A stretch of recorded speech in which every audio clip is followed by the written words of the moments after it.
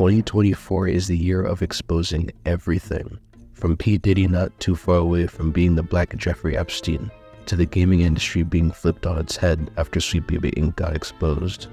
Enter Kelly Lombardi. She's a global marketing products manager. A person like her is responsible for promoting a company's products or services on a global scale. She would analyze market trends, identify target audiences, develop marketing strategies, and coordinate campaigns across different regions to maximize sales. And that would be the normal thing to do, but Kelly is anything but that. Here you see that her Twitter profile is locked. Of all people, why in the world would a marketing products manager have her profile locked? Here's why. Raise your hand if you're not a white man and you buy video games. No hate to white dudes, it's just another day in the gaming industry that minorities have to fight to prove they exist.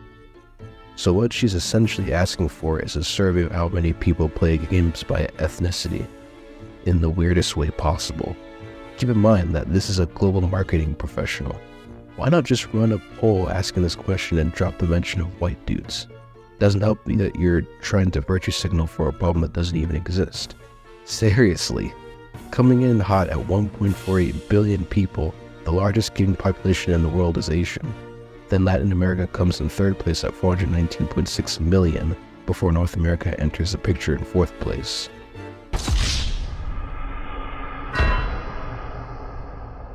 Kelly really screwed up here, and the fact that Elon Musk clowned her behavior is probably a big part of why she locked her account. Then we have another individual by the name of Katy Robinson, who is the community manager at Compulsion Games. Here you can see that she's happy to be on board, and well, she's ready to nurture a fun and positive community, right?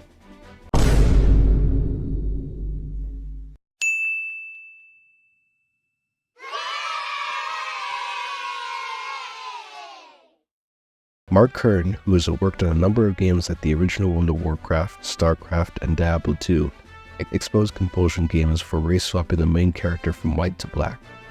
This happened after a Sweet Baby Inc. got involved with Compulsion's game South of Midnight. Go figure. We already know Katy Robinson's true feelings about gamers in general. Let's see what she posted afterward.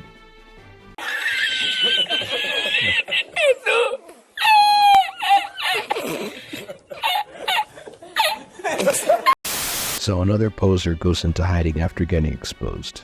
I can't contain how shocked I am. And it goes even deeper than this. A couple of years ago, Katy Robinson did an interview with Refinery 29. Now, if you aren't familiar with Refinery 29, it's a social justice site.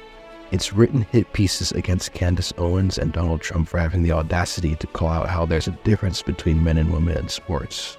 It also went after Dave Chappelle for his comedy special, The Closer, back in 2021. You know, complaining about how his comedy is harmful and transphobic.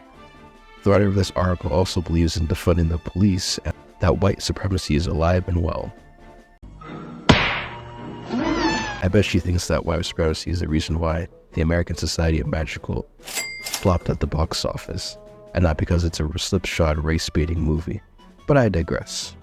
In Katy Robinson's interview, "You're not going to tickle some people's fancy being outspoken or tweeting things like I do when I say, white male gamers were a mistake." So yeah, she's an open racist. But wait! There's more! I mean, we see who sites at the top of society in general. It's that and also subconscious bias and subconscious racism. When most people think about gaming, they have one image in mind, and it's probably some white guy. If somebody white says, "I have this apprehension going to a space where's black people," that ends up being rooted in something more sinister. And that's when you have to take a look at yourself and ask yourself, why do you feel that way? Probably because the person is afraid of racist people like you. Just a guess.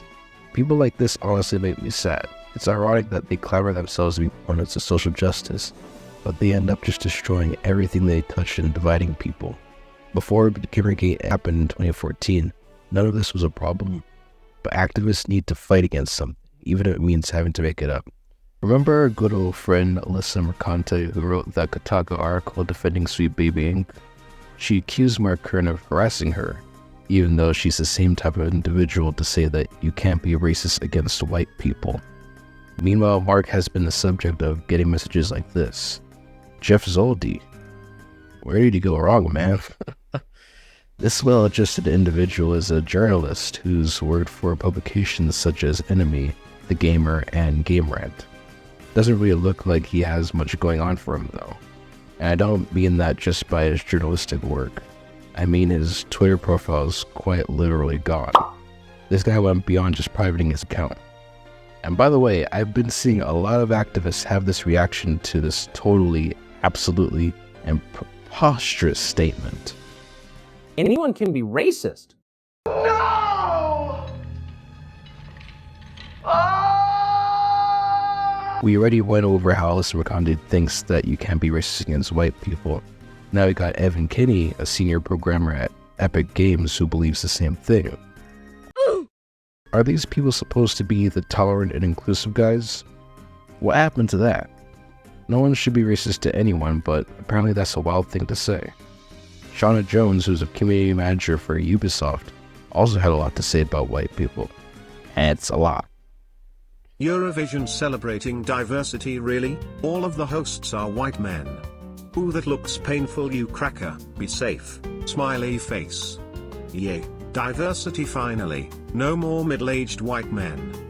I'm enjoying playing Days Gone, but at the same time, the lack of diversity really upsets me. Like, even the camps are full of white people. If you're a white dude complaining that diversity being raised is an issue, then people are going to keep raising the lack of diversity until we see change. That's got to change, man. Please don't tell me gender isn't an issue in the games industry when you are a white male.